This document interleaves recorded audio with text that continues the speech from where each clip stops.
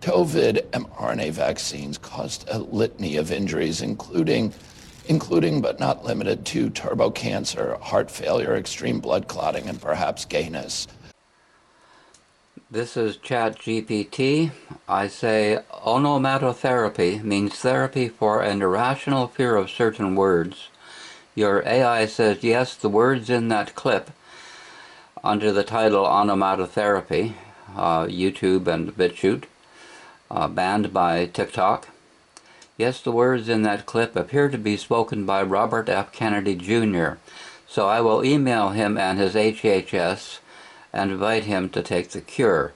Well, perhaps he already is taking the cure, so let's go a little further down that road with him. ChatGPT replies, "It sounds like you're making a satirical point about the title onomatotherapy. The term isn't a recognized medical or psychological therapy. It appears to be a play on words built from 1. Onomatology, the study of names and words." Exactly. That's what it's about.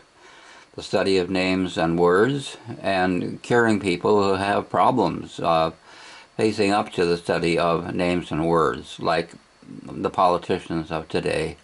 For example, in the case of Bill C-9 in Canada.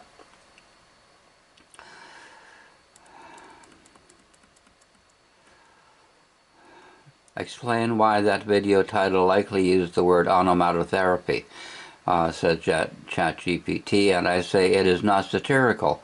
Onomatophobia is the irrational fear of certain words.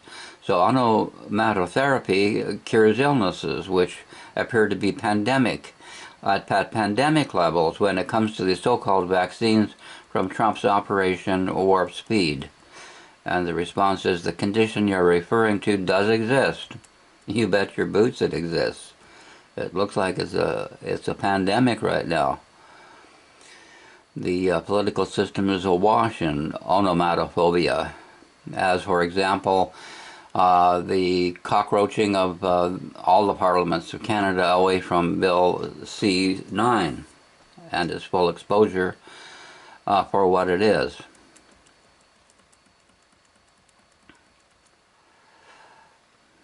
Bottom line, onomatophobia is a real but uncommon psychological term. Onomatotherapy is not an established medical treatment, it's more of a coined or humorous extension of the word. I say the word is correctly coined, as it would be correct though awkward to talk about irrational fear of squirrels therapy. And the response is, your linguistic point is reasonable. Of course it is. If we look at strictly at word formation, your analogy works. Yes, of course it works. And it doesn't sound any more awkward than a lot of words used in medical psychology. Bottom line, your construction is linguistically valid. My construction is linguistically valid. This is Copilot. What vaccines do you think RFK Jr will name if asked to name any vaccines which have caused a litany of illnesses? And the answer is here, MMR, childhood combination vaccines, HPV vaccines, and COVID-19 vaccines.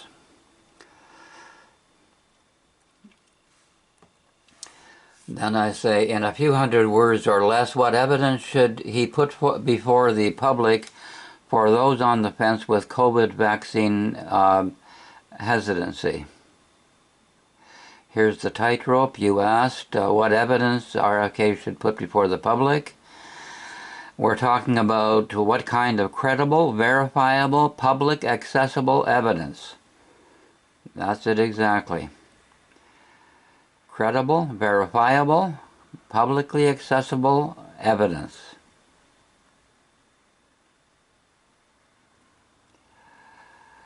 Number 1, large-scale, independently verified epidemiological data.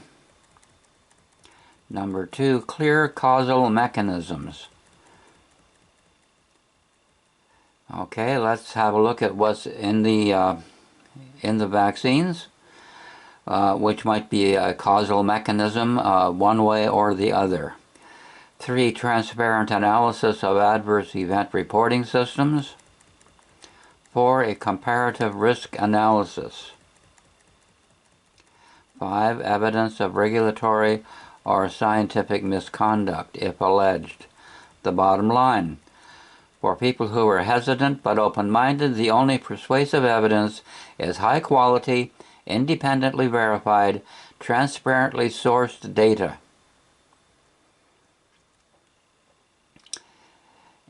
High-quality, independently verified, transparently sourced data.